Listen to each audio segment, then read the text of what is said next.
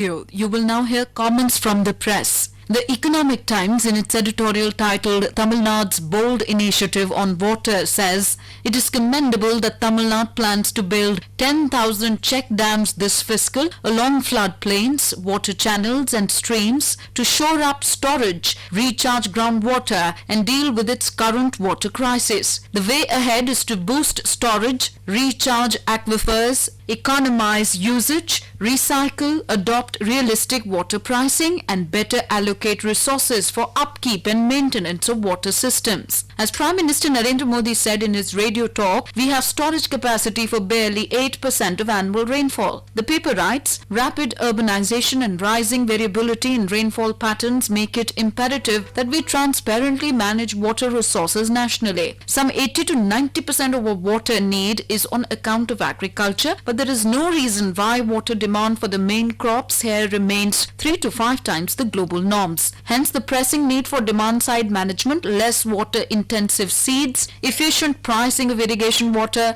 and aligning cropping patterns with agroclimatic conditions. In tandem, we need stepped-up supply-side measures to treat urban sewage and duly recycled water. The Hindu, in its editorial title Picking Out Plastic, says the Central Pollution Control Board has put 52 producers, brand owners and importers, including big online retailers and companies, on notice for failing to take responsibility for their plastic waste. These and other entities with a large plastic footprint need to respond with alacrity. It is 8 years since the concept of extended producer responsibility was incorporated into the plastic waste management rules, but municipal and pollution control authorities have failed to persuade commercial giants to put in place a system to collect and process the waste. Tighter rules in 2016 and some amendments 2 years later put the onus on producers and brand owners to come up with an action plan for the retrieval of waste within 6 months to a year, but that too failed to take off. Mountains of garbage with a heavy plastic load have been growing in suburban landfills out of sight of city dwellers. Without determined steps, the crisis is certain to worsen. It should be noted that the retail sector expects e-commerce to grow from about $38.5 billion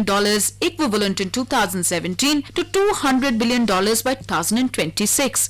Given the role played by packaging, the waste management problem is likely to become alarming. There is also a big opportunity here which the trade, municipal governments and pollution control authorities need to see. The two prongs of the solution are packaging innovation that reduces its use by using alternatives and upscaling waste segregation, collection and transmission. Recovering materials from garbage should be a high priority considering that India is the third highest consumer of materials after China and the US. The Economic Survey 2019 estimates that India's demand for total material will double by 2030 at the current rates of growth. Unfortunately, in spite of legal requirements, municipal and pollution control authorities fail to see this and mostly pursue business as usual waste management methods. Recycled waste is rendered useless when it gets mixed with other articles. Online retailers have not felt compelled to take back thousands of polybags, plastic envelopes and air pillows used to cushion articles inside cardboard boxes. This is in contrast to more developed markets where they're trying out labels on packages with clear recycling instructions. These companies can form waste cooperatives in India employing informal waste pickers. In such a model, consumers will respond readily if they are incentivized to return segregated plastic waste. Making municipal and pollution control authorities accountable is also equally important. The Indian Express, in its editorial titled Wage Imbalance, writes, last week, the Union Cabinet approved the revised version of the Code on the Wages Bill. The bill envisages a national minimum wage linked to factors such as skill level and geographical region. This national wage would effectively serve as a floor wage, with states having the option of setting higher wages. Minimum wage legislation forms a vital component of the architecture for social protection. A well-designed minimum wage system, as articulated in the Economic Survey 2018-19, can help reduce inequalities in income, bridge gender gaps in wages,